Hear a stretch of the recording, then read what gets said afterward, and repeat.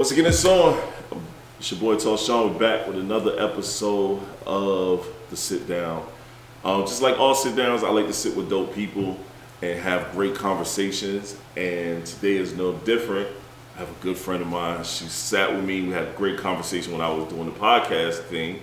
Now that I'm doing the video thing, why can't I talk to her again? Hey. So I had to bring, I'm messing it up again, Aamirh. She done changed the name on it. We're going to talk about that. So we sit down with Aamirh today. How are you doing? Goodness, I am feeling so blessed and I'm happy to be here with you and just to be able to catch up with you again. I know it's been a while. I felt like it'll be 2 years this year. It'll be 2 years, yeah. Yeah, but I feel like I see you all the time. You're working all the time online and doing everything. So congrats on this. Thank you. I wanted to sit down because one, you changed your name on me, which is great. I love it. And then also you coming back into music. You took a little break. Oh gosh, it was a fantastic break. Yeah. But you took a little break. Why did we take a break? Okay, so I took a break because and then my name Aamirh means this too. I chose it because it means full of life. It's Arabic or Muslim name. And it also starts with an A, so I like that. Yeah. But being that it's full of life, I was also full of life. Right. I gave birth to a set of beautiful twins. Wow. A boy and a girl. Wow. And I'm also a twin. I do have a twin brother, so just knowing that we're continuing that, the next generation of twins. Definitely continue that. Except, they have their cool comic stuff. I'm putting them into that stuff. Oh yeah, I already knew that was happening. You already know. They got the onesies, the Marvel onesies, Superman. I'm just looking at stuff, but they have regular clothes too. Don't get me wrong. Right. But you gotta pass down your geek side. I can't wait to take them to Comic Cons and stuff like that. So. Yeah, that's what's up, man. Yeah. I think once again that's a beautiful thing for someone that has children. Children ground you, and they open up a side of you that you didn't know you even had. Yeah, yes. For me, with two boys, it was it's one of those things. It's just a few minutes ago, my son texted me. Like, you know how weird that is? Like, was the child texting you? Yeah. It's like, what? Okay. And you can understand everything is spelled correctly. It's like, you know how to spell well. Like, this is great.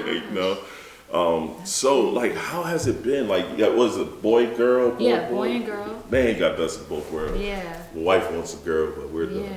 You never know, because we even talked about adopting too. Okay. Just in case, because people ask me, I did have a hard pregnancy. I was definitely being candid about it, whether I was online or speaking, on a platform like this, because of the fact that there are a lot of people that can relate. Oh, yes. And there's sharing information about health is very important because of the fact that, Black people, we're not allotted that the information the same way white people are. Right. And then they talk about the pregnancy fatalities, like giving birth, like bearing children and passing away after. That's not due to the fact that we don't have access to health care. It's the fact that they don't listen to us, or they believe us when we're in pain. Right. So I was neglected with certain things, which is why my situation got a little bit worse. Right. So it ended up to where I would encourage, women to bind, make sure they bind their stomachs, make sure they do so afterwards. I had a doula that helped me. That was great. That's awesome. She was amazing. I had no idea what I was walking into. And it's basically, they're a part of a collective of Black people. They have their own village. Yeah. And shout out to my friend Sofab Kim for referring me to her college mate that was a doula. Nice. She couldn't get to me, so she referred me to Shatera. Okay. So shout out to Shatera with her doula services. Yeah. We thought about that. Yeah.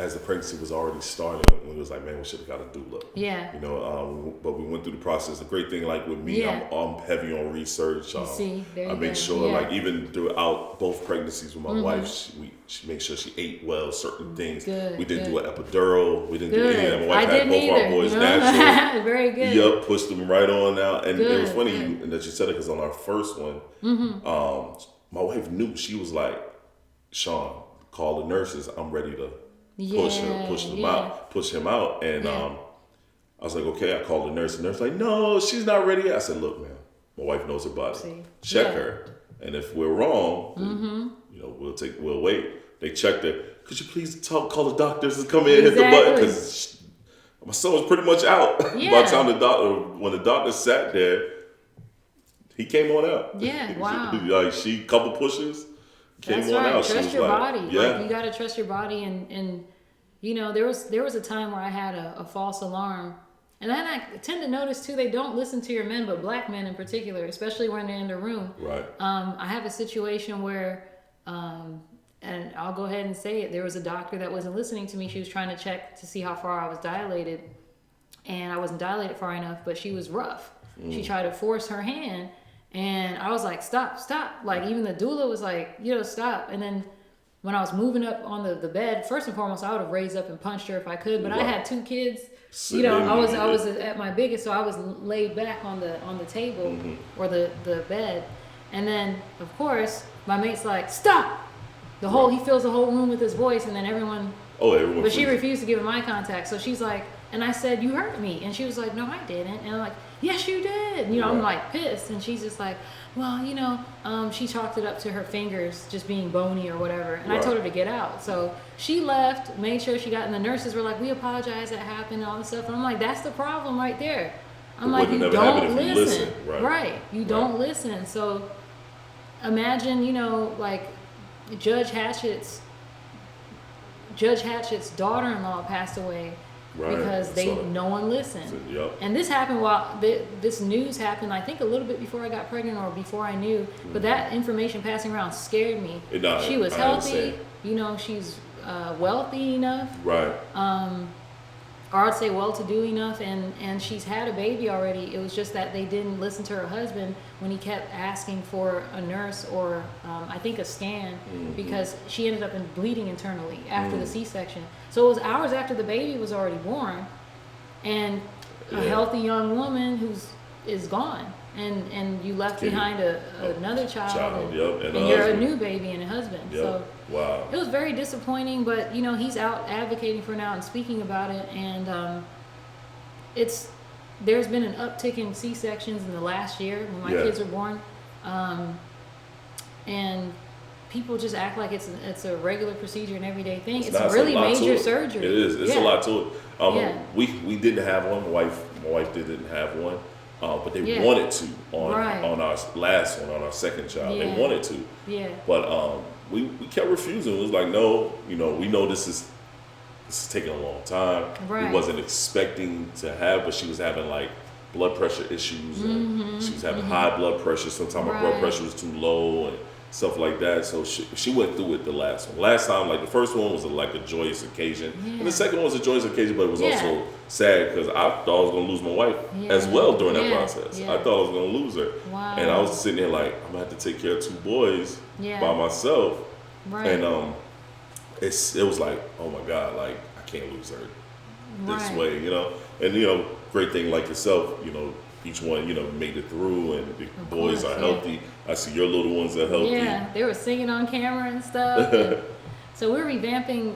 We were debating. We're like, should we make them Instagrams? Like, we didn't put their names out either. Right. But I'll tell you off. We're gonna talk to you off camera. That's different. He sees different pictures. Like, but there's we're like, there was just a lot of things and a lot of outside influences and people. Like I said, I didn't want to hide that I was having kids. This was a very joyous thing. I'm like seeing them in an ultrasound and kicking. Right. When they come out, I feel like their personalities are developing. Gotta love that. They're funny. I love seeing their smiles. Right. I just call them baby boy and baby girl online. Yeah. I know what's up. I understand. Look, man, I'm very look, we keep a lot, even myself, my wife and I, we keep a lot to ourselves. People know who we are. They know that we're together. We'll take a few pictures here and there together. Right. But we've been so busy, a lot of stuff that we have going on as well has been private, and we decided not to post so much about our children as well. Yeah, we to started see talking their growth about and that. development. Yeah. Because like social media a lot of times, and it's sad, it's funny that I'm saying this when this show is a social media show, but it's like, sometimes personal stuff, you don't want to put it out there as much. Right. You don't want to lead with, like for me, I want to keep as much positive energy towards me and my family. Right. And you have people hate on what you have going on. That's why I said if you speak my kid's name, I'll probably be at your door or your cubicle. Right. I will sneak in. You know, I agree. I'm like, okay. Especially about the little ones, man. I'm talking So, about my kids. like, let's go into the music side of things. Yeah, you back flowing things. How has the little ones influenced the new music that you're putting together? Oh my gosh, I feel like I sing with way more conviction, and I have a different perspective with the writing. I feel like it's almost full circle. Like even going through the pain of not having the children, because they were the best thing. Like as soon as you heard them crying, like nothing mattered at that point. Right. How uncomfortable I was, and just that joy that we shared, and taking those initial pictures with, and just watching how fast they're growing. And a lot of people are like, make sure you slow down and enjoy each phase. So we're trying to, because we even said, dang, we're at. Look at our parents. Right. They're telling. They were talking about us when we were little and saying, "Oh, I remember when you did this," or my twin brother. Their stories my dad's telling me now about all the trouble we were in, jumping in. Oh yeah, you got two at the same time. There, it's gonna be a rambunctious house. He said just running and trying to catch us, whether it was at home in the street. And it's crazy you having a twin brother, then you having a twin boy and girl. Yeah, like passing that right down. I feel it's like the ultimate blessing. I'm. Especially with everything I've been through in life, I feel like it's just a reward for all the good I've done, and I'm just grateful to the higher power. I can't take any of this for granted, and I shouldn't. And that's what my writing's reflecting that now. And then I have like you'll hear it at the end of the album. I was like, I was gonna do a big ballad, gospel-y type thing. It's not a gospel track, but it's a track about my kids. Nice. And I can't wait. Yeah, so I know your significant other is in music as well. Yeah. How is that having you being in music, your significant other being in music? Are y'all trading secrets? You letting him hear what you're doing? It's funny. We still kind of operate the same, with the exception of we both engineer. Okay. And we're both like, I would say like even there was a friend of his that we were driving with, and he was just laughing at us because we were listening to a mix in the car, and we were both talking about this plug-in and this. We could probably EQ you, and he's just saying I should have done this and this. And he was just like, just watching that is really funny. Yeah. Like it's a different language. Let me tell you, because it is as an engineer as well. That's a whole nother conversation you can have with people, and you're like, wow. Yeah. You know what I'm saying? When people listen, like, hey, look, man, I don't understand none of that. You're speaking Greek to me, and it's like, my bad. He was just sitting back there like, oh, okay. Yeah. But it's I would say it's just, it feels normal. We understand things that have to be done, like shows. He did a show I would say in the last year or the year before, opening up for an act. I did Carib Mask in front of a few hundred people or thousands. And, we just kind of understand that this is what we're doing. It's already, the understanding is already there. Nice. And then there's just that, I understand how long it takes to get a track done and right from the mixing level. Right. Even if he were to mix or engineer a singer, I understand how long it's going to take as opposed to rap. To rap. And then he's mixing beats too. So he's produces beats, he mixes. Wow. He masters. He did his whole project. The one the do-it-yourself project. Right, Look, I already said it out loud, so some people are like, "Oh, I know that." Yeah. That's awesome. I think that's great, man. I mean, having that full house, musical house, even the little ones to get a taste of that. Oh, they're starting. He did it. There's a video I have to show you that he had posted on his Instagram where it shows our son bopping his head. So he's creative with his. And then he panned back, and he's got the mix screen. Mm-hmm. They're like, my son making beats. I hopped out the shower, but it was really funny. It was That's like one awesome. of his beats. But look, I understand. Look, my boys, my oldest, he know how to DJ. He's plays my turntables since I have pictures of him holding him in front of my turntables when I had a recording studio. Yeah, I used to keep his bassinet in my recording studio. Wow. He would just go with me to the studio. I had it downtown, and he would sit in his bassinet, and he'd stand up and watch what I was doing, sit in my lap, look at me mix. Yeah. I would ask him how songs sound. So to this day, he's still into that stuff. Yeah, it's just a natural thing. Yeah. And the baby, I think he's going to be a singer because he can actually hold a few notes as a 3-year-old. Yeah. I'm like, oh, you kind of nice little man. We might have to put you together. He was like, he looking, all he does is sing all the time. And me and him, like, when I hear harmonize, I'm like, look at my little man getting it down. I love how you're fostering that. That's what, I mean, we're just doing that I naturally. feel like it's creative, man. Yeah. I think, you know, with schools now, they're so traditional based. Everything is teach you to take a test. Yes. And for me, man, I always wanted my kids in some type of creative based schools. We only really have one here, and it's all the way in RTP. Yeah. I don't want to have to drive there all the time, Right. you know. So I feel like at home you're gonna get all of that. I have everything you can learn. No, they in school. We don't have the time to homeschool. I would love to, but we don't have the time to do it. He goes to great magnet school. Okay, My oldest goes awesome. to a magnet school, and That's the baby, he goes to a daycare that actually teaches, and then we also do stuff at home. That's good. You know, I'm a coder, so I teach my son also coding. Computers are going to be something crazy eventually. They know how to work the camera, lights. They could come and set this whole thing up if I want to. Like, no, he did. My oldest, he did. Oh, that's dope. Yeah, he did. Wow. He come in, he put. Only thing I do is raise it up higher. So that's it. Like, they know how to set everything up, know everything, plug up. So I think that's great because it's gonna help with your music, with your watching your little ones grow, seeing the progression in their lives, and then getting back to you. You know what I'm saying? Like, that's a great thing. I you had twins. A lot. Yeah. You like. Right back together. We trying to snap back. That's like shout out to Erica, you know. Wifey, I was like, look, she's goals. So she's like, you got 2 kids. I'm like, people get mad at her all the time. They're like, you had 2 kids? You're like, yeah. And we always talk about eating food, but I mean, even when she found out I was pregnant, she was like, "Oh, that's." I was like, "No, I like to eat. Well, I'm gonna, put on a little more something." It was different, like I said, with being pregnant. It was kind of difficult to keep water down in food because I was always nauseous. And then I like to eat food with a little spice to it. And you can't eat that because it just sent fire up my whole neck and stomach. So I'm like, I'm back to just my appetite coming back. It's just I'm starting to feel normal again. Even with the surgery, my abs, everything, or I could sing more. That's good. I was like, ooh, I can belt now. I'm like in the car, just get back singing from the diaphragm, getting going. Look, that's understandable. I think all that stuff takes time. Yeah. All it takes time, and I think that's for me.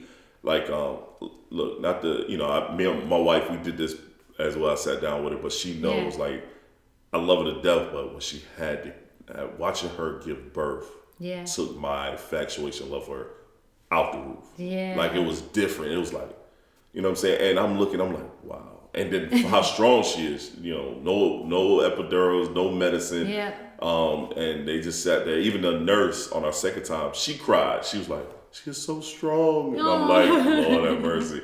So, but I say that to say this. Our women are so strong. Yeah. Y'all endure so much. So for you to go through what you went through and then come right back and like, hey, I took some time off. Yeah. I'm getting my body together. That's right. But I'm ready to go. Like, I think that's awesome. I had to go see a therapist with when they call it the split abdominals is diastasis recti.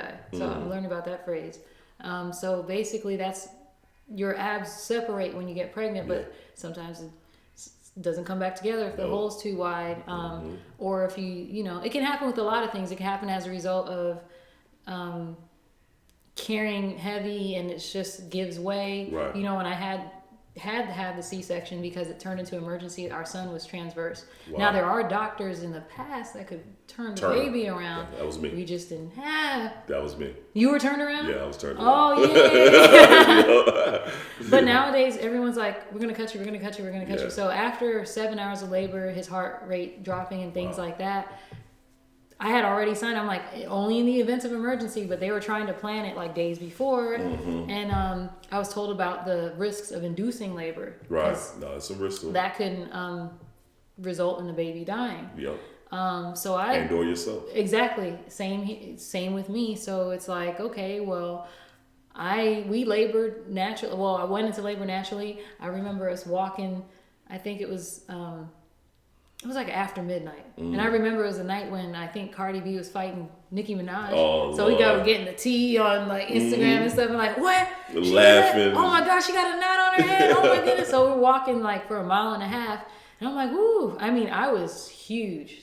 Like this big. I couldn't drive. I couldn't do anything. So baby boy, he was 7.9 pounds. Wow. Baby girl's 5.14. Oh, little. Yeah. But she was already turned around. She was like, I'm ready. I'm ready to go. So I felt her just she was ready, and the water broke like the following morning. So I called the doula, and I was like, all right, it's time to eat. I was hungry. I was like, well, I'm going to eat because I know it's going to be a while. So well, I was just eating. I wanted everything. But we ended up eating healthy. I was like, I want Bojangles. And I was like, how? He was like, how about some, Yeah, get something a little bit cleaner. And it was. And then it all ended up coming out anyway. Yeah, so it does. With labor, I was throwing up and just all kind of, but so that was, I didn't want an epidural. Right. Because, I was like, It's bad, man. It's touching your spinal cord. That's not, I don't see that being heard healthy. about women having issues after, right. Just issues for life. Like they were just like, oh, I'm having back spasms on occasion, or I was reading that nerve damage. I didn't know if it was going to hit the kids, how it would. Mm-hmm. I'm actually really sick and tired of reading about how young black boys are becoming autistic. Yeah, from stuff like that. I'm like, okay. And then our thing was this: we didn't want our kids to come into this world drugged. Yes, yeah. Want you to come in a clear mind, and to me that helped because they are way more alert. They're on, you know what I mean? Like your kids are way more ready for things. It seemed like, let's say for our firstborn, he came out eyes open, looking around, like already interactive. I was like, normally, they come in drugged up, sleepy. They was like, he's an active baby, and then Vaughn came out the same way, eyes open. That's the best. Looked at me. Okay, that's who you, the guy with the deep voice. So. I felt like my kids felt, the C-section, the surgery thing, as soon as the light hit them and they're washing them and wrapping them up, their faces, they were just like, who's disturbing me? Yep. The rain's just like, yeah, gotta love it. And just like, baby boy, baby girl were just like, what's going on? Yeah, their faces scrunched up, and then eventually it was just like, okay. Yeah, we'll take a nap. Yeah, that's awesome. Yeah, that is so awesome. Yeah. So, how is this gonna affect with you touring, traveling? Oh, we got some plans. Some plans. Y'all figuring it out. I've been working and saving up enough. I have a situation where I can, I can take them with me and have someone watching. Nice. There's also great dad, Right. We got a great dad. Like he's just awesome. And then we have our grandparents on both sides. So it's just they've been super helpful. System. Yeah, we have a good support system. We've had uncles and aunts that reached out and said, I'll watch them, especially during the time I had to have surgery and things like that. Then I had to go to see a therapist that specializes in just a wellness person that specializes in, hey, this is how you can work out until you're able to really get in there. So I haven't been really able to just go in hard, but I was able to still work my transverse muscles, like the under, and that's helped out a lot too. Good. And even with just getting up and not putting any damage or pain or stress on my stomach and stuff like that. That's good. Because man, you have a lot of international fans. Yeah. People gonna want to see you soon. You have to get moving. I know Brazil is eventually, I got a fan club down there. Right. And shout out to Thiago. He's like the leader of the fan club. He's just waiting. Like he's maintained the Emery Fox Brazil page. So some people are like, is that your page? I was like, no, he's just maintained it. He puts everything in Portuguese in there. Nice. He's up on the music. I have like a Wikipedia over there. He's done like a bio in there and translated it. So they make me excited. You have to go over there. I'm telling you. So what's the plans? How's the team building? Like your music team? Like how is your music team going? What do we got? What do we have going on? So we definitely have. Shout out to Hazmat. He's been a long time producer. There's beats that he sent me even while I was pregnant that I was still doing some writing. Good. But then eventually it had gotten distracting. Like I would say the end of second trimester, beginning of third trimester. But I was just doing a lot of writing. I was like, let me write about how I feel here. I was writing even before, going through my old situation. Right. I was putting things down. I said, I have to capture how I feel right now. Yes. Because now that I'm feeling okay, it's like, can I capture that emotion again? So I had the words, and it'll help me take myself back into that place when I'm ready to relay those vocals down. But I do have some drafts. I was, kind of sharing some of those things. I should email you one. Yes, please. Definitely. And then, it's just being real. Like I was recording about, being in love. I was recording about insecurities. I was recording about, just being full of hope and joy, which is, the children ultimately, and just things will be on the up and up.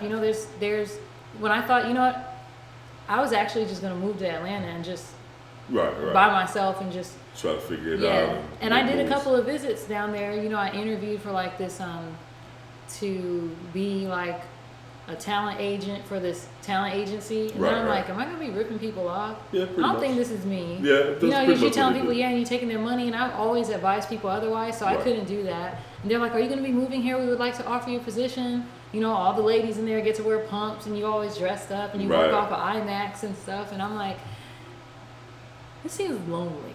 Like this seemed, it just wasn't me. You know, it was a lot of this. It's very cliquish. There's that facade of, you know. But then Atlanta is so competitive, man. It's so much of us doing the same things. It's like that's what happens. It's like every person that has an issue in North Carolina goes down to Atlanta. And that's why that's why I haven't moved there. Everyone's doing that. I'm fine. North Carolina is a great space for me. I can really make it a shape. You know, and I agree. And Raleigh can grow. And grow into something. You know, I've been back into music. I have an act that I manage now. So it's funny being back into it and building our team and putting people in place to do certain things. We just hired a publicist. We actually bringing in like a booking agent. We have so many different things going on. And he has a publishing deal and whatnot. And it's just. So is your artist? I think I've seen him. Like, what's his name? His name is Theo Lodge. Theo Lodge? Yeah. Okay. Yeah. He's based in Florida. Nice. Yeah, based in Florida. That's dope. Y'all notice I don't really talk about him much on this platform, so I know y'all are like shocked. Like, okay, I try to put myself on it, but I appreciate that. I like that. Theo Lodge, shout out to Theo Lodge. Yeah, he watches everything too. He's like, you know.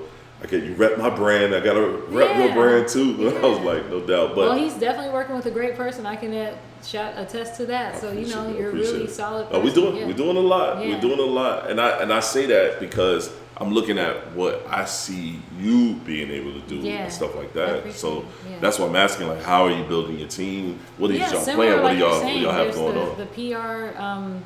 There's a couple of PRs I talked because I've already worked with them and tested them out. Shout out to AMW, and then also there's like people that have access to like playlists and things like that. So when you do get a budget, you have to invest properly. Like some people will take their money and just throw it all to one thing, whether it be like a video. But think about this: you may have to increase your budget. So if you want to still a high quality video, I'm not telling you to lower the cost of what someone charge you, but if you say like spend $2,000 on this excellent video, it's color corrected, it's edited to perfection, who's going to watch it? How are you going to distribute it? How are you going to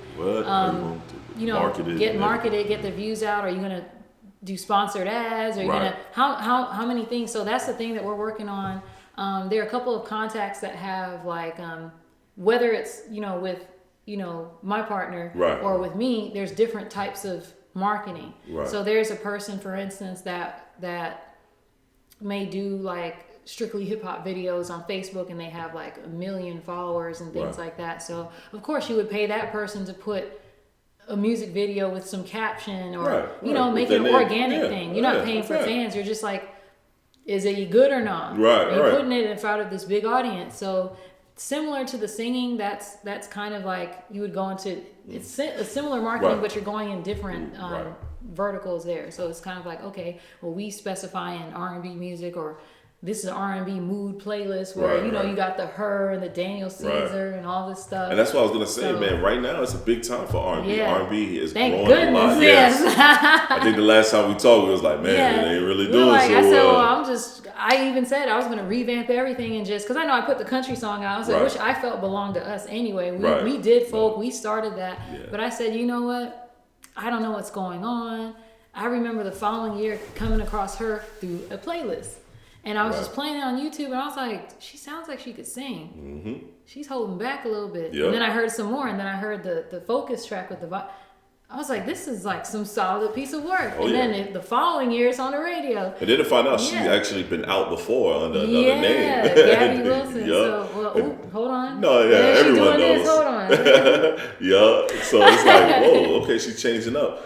And that's why I was saying, like, I'm glad that you're back shaking and baking because it's so much like opportunity now for R&B acts, like real R&B acts. Yeah. Where it's not just going to UK artists doing our music, you know what I mean? Like like you just said, you got Daniel Caesar, you have her, you have Ella Mai, you have a lot of them. Yeah. So I love Summer Walker too. Yes, Summer Walker's phenomenal. And there's another guy named Gallant, I believe. Mm-hmm. I was like, oh my goodness. There's a few other people like on Lucky Day. Yep. Love his track. I think it's a beautiful video. Right. Good singing, and that's another thing. Yeah. Getting your visuals and stuff together. So I know that's why you're like, I gotta get in shape. Yeah, I was like, look, got to. So yeah, I look forward to that. And so what is it? Is it an EP, a project, an album, a couple singles? It's gonna be a lot of things. It's gonna be a lot of I was like, I'm just gonna keep dropping tracks. I'm like, because there's no rules anymore. It really is. So I'm like the fact that I have transitioning the old fan base. I was like, oh, this page, I'm just gonna change the name. Just. I have a new YouTube page because I know I have the old one where people are still commenting on it and all that stuff. It's because I changed my name, obviously. So I'm formerly Aamirh Fox, but I'm now Aamirh because I was like, I was going to change. Right. So because of the fact that I'm full of life and I realize different things. And I just, a revamp is good. Yeah, revamp is good. So what made you change the name? Like, that's your brand. Yeah. Which, once again, I think the name is good. It's a cool name. Yeah. I really actually like it. It's a little shorter. You know what I mean? I've been out long enough, too. I felt like when I was transitioning, before I thought of fully transitioning, I did get quiet. I was dealing with personal things, dealing with life changes, work changes, personal changes, different relationship, whether it be with friends and, personal relationships. So I wasn't really doing a whole lot. Yeah, I was still writing, and I'm like, those thoughts, some of the distractions even made me change the way I wrote. I was like, let me just sit back and see what's going on. At first I was like fired. I'm still fired up online. I'll still write about like political things and things that I see that's not cool. But there's a lot going on out here. Yeah. Right now. And then the fact that I feel that Black people are coming into an awakening. I'm definitely taking note that there's this Charlemagne, and I think Joe Budden's actually talked about this, but there's this attack, I feel, on even the masculinity. Yeah, oh yeah. No, there's an attack. I was getting killed. It's and then I feel like there's this line where people are trying to blame Black men for certain issues. Are they lumping it in with white supremacy? Oh yeah. I'm like, they weren't the ones that told us, there's a luxury tax on our tampons. They didn't put that on. No. They weren't the ones that said white women couldn't vote. It was the fact that Black people could vote together, and then it's like it's just easier. It's just easier to blame, and then we don't value ourselves as much as we should. Yeah. If we valued ourselves as much as everyone else value everything that we do. Yeah. For the most copied culture. Yeah. Everyone like everything. I think it has to do with the imagery too. Yeah. Like if you make Jesus white, which we all know he wasn't. If you make you start from there, what you're seeing in media. We never had a movie like Black Panther, so even people, the naysayers, didn't even know how to act. And now they're saying, "Oh, they're trying to cram it down our throat." No, it's not trying to cram down your throat. It's $1 billion movie. Yeah, it's down your throat. It's like enjoy. You went to go see it, and you're like sitting there. And even for some of the white supremacists that have their platforms, online platforms, they were sitting there talking. Yeah, that's what we call them, not nationalists. No. They're white supremacists. Yeah. They're racist terrorists. Yeah, they're sitting there talking about, how Black Panther is and what it means, and then you still went to go see it. So I'm like, you still gave it the coin. Like y'all they just probably went to see more than once. Too. I know they did to assess it. They're like, it's a phenomenal film. It was a phenomenal film. Couldn't help but I'm intimidated. No, but anytime you have a group that before, if you think about it, I sat down with an actor and we talked about this, and it was more or less like, think about it. We were a group that they didn't think we could fill box offices. Yes, we were talking. Then about they realized that too. we can. So that's even with music. We underprivileged, like R&B. We underprivileged so much we didn't show it the respect that was built. It was built on. So then you got people from the UK and other Caucasians come in and say, "Oh, I can sing this. I sing this, and I can sing it well, just like a Black person." Yeah. And now you get all of those looks, and not to take anything away from the Sam Smiths and I mean, I do now Long. because he talked against Michael Jackson. So I'm like, you know what? The fact that he was with us for like 5 decades, right, and you're kind of like, I don't like him, right, and most of us mimic him, and you're mimicking the people that mimicked him, right, and mimicked the people that mimicked him, or who he mimicked, like right, James Brown, right, and no, I agree. I'm not a fan. come on, bro. I'm not a fan. Go, You know what I mean? you understand what you're saying. Just once we start realizing our power and what we can hold, things will start changing. As it's starting, you start to notice, even in media. I got into media not thinking like, man, I need to be on a platform. I need to be on somebody's network for a show like this to do well. No, I put it on my own platform, and shockingly, I'm getting tons of views. That's awesome. And I've only dropped 2 episodes leading up to this, and it'll be more leading up to this one. But my first 2 episodes were crazy. Right. So it's like, that's awesome. It's just kind of is what we got to do is appreciate more what we're doing. I love what you're doing. I love how you appreciate you more, and I'm seeing like when we first talked, you kept it business, and we just kind of we talk more, we divulge more. And I got to know you more over that time since the first time we actually sat down. So I see even growth in what you're doing musically, and just you as a person. Yeah. You know what I'm saying? Because I like people. If I like someone, I like to get to know them personally, and see what they have going on, and not it be a nosy type situation, because I'll divulge pieces of me, because I see genuine dope shit in you. So it's like now I'm seeing what you're doing, and I'm loving it. I love the smile that you have. You come with a bright smile, great personality. It's good to see. When I walked to meet you, you would just smile and say, all right, that's what we see. Yeah, she's back in the building, and that's a good thing. I think a lot of times we need heartache, pain, stress to kind of find yourself where you're supposed to be. It makes you appreciate a lot of the little things more, the simplicity of life, and forces you to go harder. I'm like, I can't allow this to waste any more time. Right. And then I'm like, just looking at statistics, things I post out there, like the fact that racially we're becoming extinct. Black men are 5%, make up 5% of the country, and they're sitting there. People are just, there's not enough of them to go around and things like that. But I'm like, just having these conversations and understanding that if it was like a lion that was at 5%, or they'd be trying to protect it. They'd be so I'm like, okay, this is deliberate. From the targeting of prisons, we already know that school to prison pipeline. Which is why I'm like, I don't want my son in public school. At this point, I'm like, what are they gonna do? Like, there's so many things, and I feel like people can coexist too, whether you're gay, whether you're straight, but I feel at the same time, I feel that certain people are making attacks because they're either insecure or someone reminds them of someone that picked on them in high school. Right. And I feel that it's just this unnecessary attack. Like, everyone's becoming overtly sensitive to the point where even comedians can't say. This generation is real. It's soft. It's like, it's hard to say things. It's hard to say what you feel, because someone will take it out of context, or you feel like you're attacking some group or attacking this. I think even us, and I know by the time people see this, the Gucci thing has already happened. Yeah. But I always feel this way. Stop putting energy in it. Yeah. They did that for shock value. And they knew they make were going to take it off down. of the shock value and the they knew they anger. Were take it they down. make money off of black rage. Yeah. So they knew they was going to get rid of those turtlenecks, because now it's driving a demographic to go buy more things. Right. Or you got those people that say, it's, of our own culture, it's not racist, I'm still going to continue buying Gucci, and they just go buy more. Yeah. To me, it's like, I don't care about it. Like, I'm not going to go buy a $1,500 headband. Right.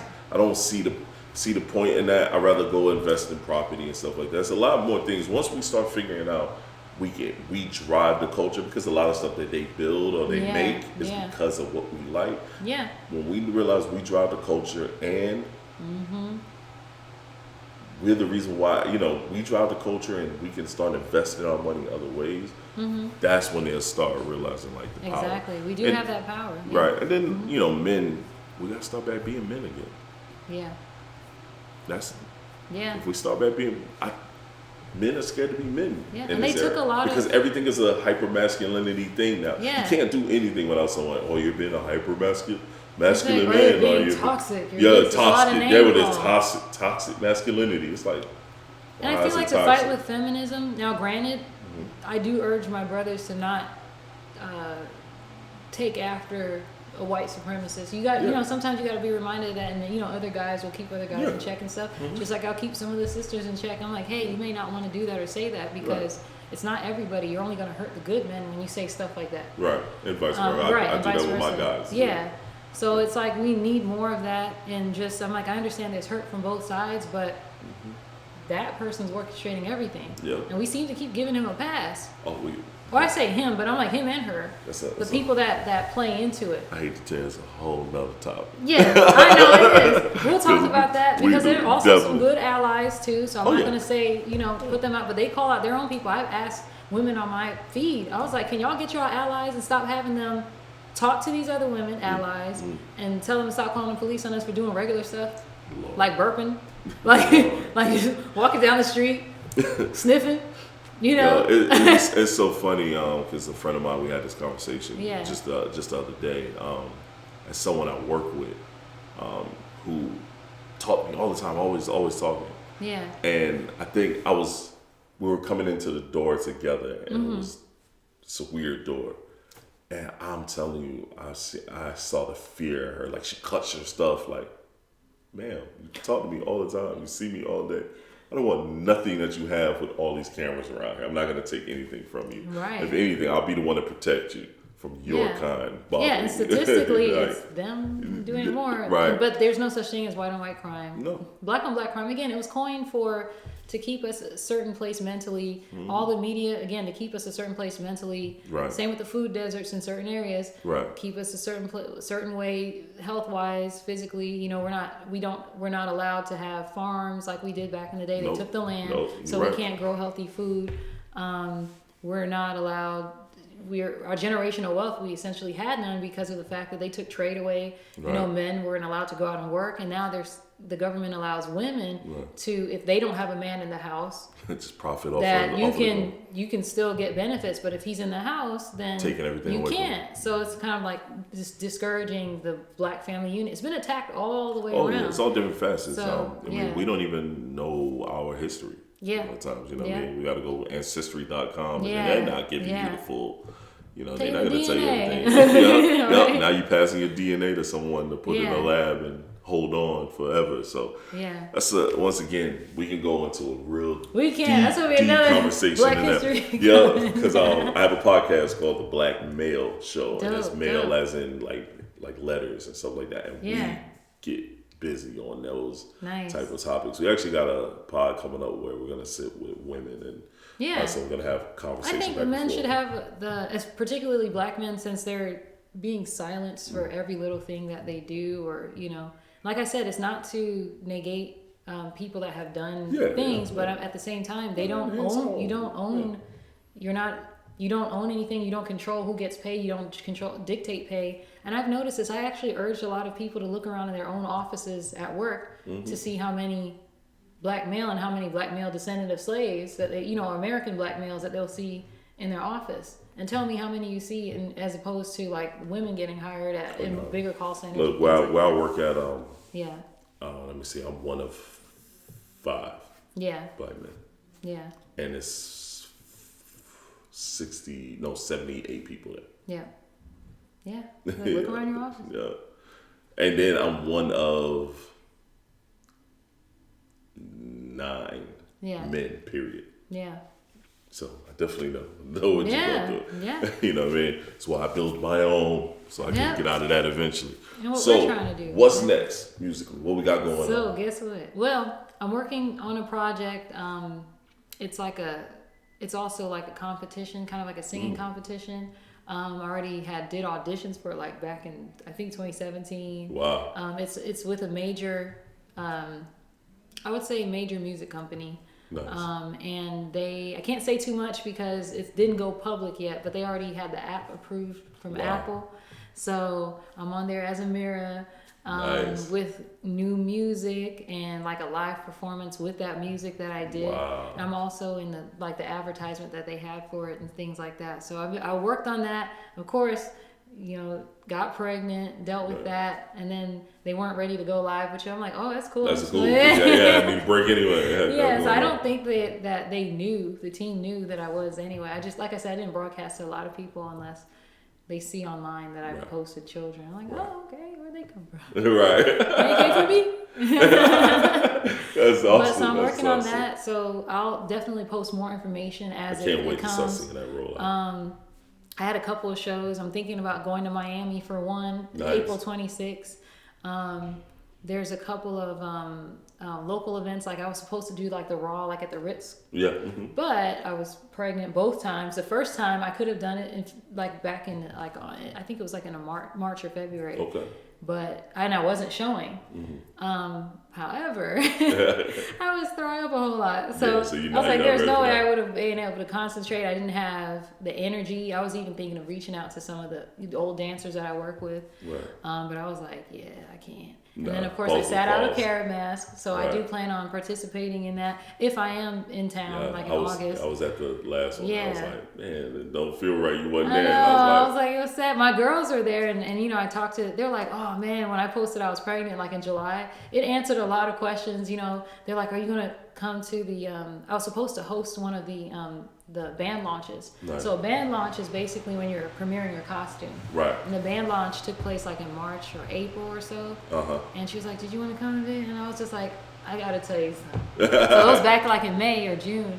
And I was like, I love these costumes. I hate that I'm not being able to get these colors. But I was can't do it this year. Look, and I showed her a picture. And she was like, oh my God. So, that's awesome. Yeah, so the band I'll be playing mass with is Flamboyant Feathers. Okay. So I got to represent. Shout out to Akeisha Roberts. She is awesome. The band leader and the costume designer. Super, super talented. Right. The costumes that year that I know you win. I was like, wow, that was just crazy. So I know it was fun. Yeah, that's what's up. Ended up performing on the stage too. So you don't realize how cultural Raleigh is. We have a lot of stuff here. Man. Yeah. We have a lot of cultural based events downtown Raleigh that. The vendors, the food, the performances are phenomenal. I'm just really glad that they're allowing us that. African American the festival. Right. They had that going for a while. I remember, even in Durham, they had music in the park or something. Yeah. I remember being pregnant. I'm like, Carl Thomas came. I love Carl Thomas. I miss Carl Thomas. I was out there for Carl Thomas. So I was going to go, but I'm like, again, didn't want to puke all over the place. Right. But I was so like, that's awesome. Y'all, you got to come back. But that's it's good. just so much going on here. So definitely looking to perform more. But I do want to come back with the local show. So there might be 2 in April. Okay. We're looking to do the Ritz, and I'll definitely send information out about that. Please. And then I might put on a show. Who knows? Sure. Might do a little something that the kids could have, for each year. That's so it's going to be like a Raleigh festival. Okay. Being that the kids were born on 9/9. Wow. So 9/9/19 is their first birthday. So I was thinking of doing, something, for that. I just want to celebrate. Yeah. It's a lot of nines. That's a lot of nines. So it's 9919, basically. Oh, you're right. Yeah. You're right. That's awesome. That is cool, man. That is y'all really keep cool. that alive. The kids, at least wish them happy birthday. But 9919, we're going to see if we can't do something. That's gonna be awesome. For them. If not, it's just gonna be a big old nerd party. I'm like, y'all come cosplay. Yeah. We made it for a year. Yeah, let us know. We'll be there. We'll definitely be there. Let us know. Babies in the club. That'd be funny. We gotta get a music venue. So it's gonna be like in a theater, like something like that. That's what's up. That's what's up. I really have nothing else. Yeah. Well, I'm so glad you're doing the music, the podcast thing. I'm doing too much. I need to figure my life out. That's a good thing. The kids are gonna take over. Huh? Yeah. Oh yeah, that's the plan. I got, and we'll talk off air. I got some stuff that's going. Wow, it's got some good stuff. There's some good fun stuff. It's gonna contribute to the scene. Well. I guess this is it, guys. This is it. Well, y'all can follow me. Yes, on Instagram. I was about to say. I forget. I'm like, it's not. If y'all follow Red Fox Sing still, it's about to die in a couple days. It's just gonna be no one's gonna answer. But Aamirh, you can find my music right now. I have like a snippet of the Insecure track. It's called Insecure. It's N. Don't worry. S-E-C-U. It's gonna be in the bio, and I'm find a way to put it at the end of the song. SoundCloud.com/Aamirh, which is AAMIRHA, and that's it. And then for my Instagram is AAMIRHA. That's Aamirh Music. That's it. Aamirh Music. Aamirh Music. Perfect. Hey guys, thank you again. This is a great episode again. I love the fact that Aamirh came and sat down with me. Thank you. And we're gonna talk some more after this. Check out the episode previous. Check out this one, and then next week check out the next one. Continue this growing. This is gonna be the first season has been so far epic. So, it's your boy Tall Shon. I'll be wherever you want me to be, 'cause I